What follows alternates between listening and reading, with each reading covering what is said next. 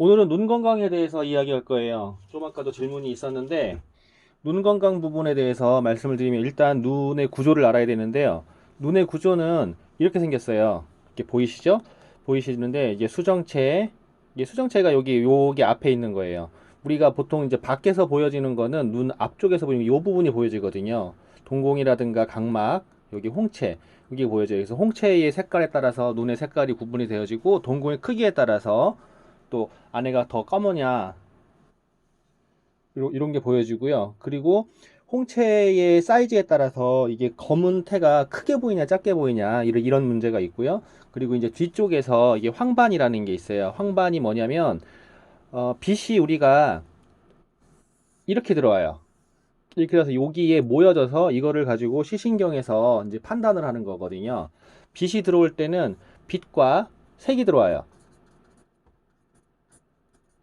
빛과 색이 들어오는데 빛은 이게 파장이 좀 커요. 그리고 색은 좀 촘촘하거든요. 빛을 감지하는 건 비타민 A가 관여를 하는 이 망막세포에서 망막의 세포가 이게 판형세포라고 있어요. 이렇게 널찍한 판형세포.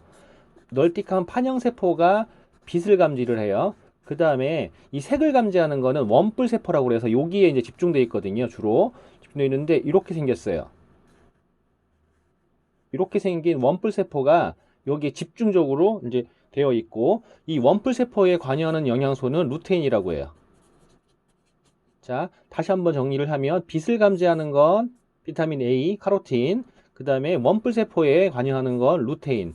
이런 루테인이 영양소에 관여를 하는데요. 이 루테인은 나이가 먹을수록 이 공급이 잘 안 되고 하다 보니까 원뿔 세포가 좀 퇴화하는 경우가 있어요. 퇴화를 하면 원뿔 세포의 하나가 죽는다 그러면 가령 이런 현상이 발생하는 거예요. 이렇게 다 보여야 되는데 하나가 죽으면은요 이렇게 한쪽이 안 보이는 거죠. 그래서 꼭 파리가 하나 있는 것처럼 이렇게 발생을 하고요. 또는 좀 퇴화하는 과정에 있다고 하면은요 이렇게 휘어져요. 그래서 코가 삐뚤러 보인다 이런 게 이런 거거든요. 그래서 이렇게 한쪽이 안 보인다거나 이렇게 퇴화해서 삐뚤러 보인다거나 이런 현상들을 우리가 노안이라고 이야기를 합니다. 그리고 이 판형세포에서 빛을 감지한다고 했잖아요. 빛을 감지하는 거는 비타민 A가 충분히 있어야 되는데 우리가 배웠어요, 학교에서. 비타민 A가 부족하면 야맹증이 생긴다라고 하는 게 뭐냐면 이 판형세포에 영양이 공급이 안 되면서 빛을 똑바로 감지를 못하는 거예요. 근데 이게 좀 띄엄띄엄 있어요. 띄엄띄엄 있다 보니까 밤에 우리가 보면 실루엣만 보이고 정확히 누군지 구분이 안 되는 게 이게 띄엄띄엄 있어서 그래요. 멀리서 있는 게 띄엄띄엄 보여서. 그래서 가까이 가서 보면 그때서 누군지 알게 되는 게 이것 때문에 그러거든요. 어쨌건 밤에 안 보이다 그러면 비타민 A 부족증인 거고요. 그리고 비타민 A가 이것만 관여를 하는 게 아니라 이 앞쪽에 맨 각막에 오일막이 쳐지는 게 있어요. 이 오일막에 관여를 하거든요. 이 오일막이 잘 형성이 안 된다 그러면 안구가 건조합니다. 안구가 건조하고 뻑뻑하고 답답해요. 이게 비타민 A가 부족할 때 이런 현상이 나타나요. 이게 이제 기본적으로 눈에 필요한 비타민 A와 루테인이고요. 그리고 이 수정체라든가 유리체 이쪽에 공급되는 영양소가 DHA예요. 그래서 DHA를 두뇌와 망막의 영양소라고 이야기를 하는 거예요. 수정체라든가 유리체가 혼탁해지면 눈이 침침해지는 거죠. 그래서 수험생들 같은 경우에 영양이 부족한 경우에 DHA가 공급이 되어지면 머리도 잘 돌아가고 눈도 맑아지고 그래서 공부가 도움이 된다라고 해서 DHA가 굉장히 중요하게 부각되고 있는 실정이고요. 자, 그 다음에 여기 보시면 어, 요 전체 이걸 안와라고 그러는데 여기 바깥에 뼈가 이렇게 감싸고 있어요. 뼈가 감싸고 있는데 이 안와 안에서 만약에 이 유리체의 액체가 부족한 경우가 있어요. 액체가 부족해지면 이 압력이 전체가 내려가게 돼요. 내려가게 되면 얘가 뜨겠죠. 이 겉에가 떠요. 겉에가 이렇게 뜨면서 이렇게 떨어지는 거예요. 우리가 왜 벽지를 잘못 발라놓으면 떨어지는 것처럼 떨어지게 되는데 이렇게 떨어질 때 여기에서 미세한 출혈이 발생하게 됩니다. 미세한 출혈이 발생하게 되는데 이런 출혈이 우리가 그 실타래가 이렇게 그 실이 왔다 갔다 하는 것처럼 보여지는 거 그게 다 미세한 출혈이에요. 이런 때는 병원에 도움이 필요해요. 영양만 갖고는 되진 않아요. 하지만 영양으로 도움을 준다 그러면 유리체에 영향을 줄 수 있는 DHA와 오메가3 그리고 프로틴 이런 것들이 유리체에 도움이 많이 돼요. 그래서 일단 눈에서 실타래처럼 가느다란 벌레처럼 이런 게 보인다 그러면 이쪽을 DHA나 오메가3 프로틴 이쪽을 충분히 공급을 해주셔서 이 유리체를 채워주셔야 돼요.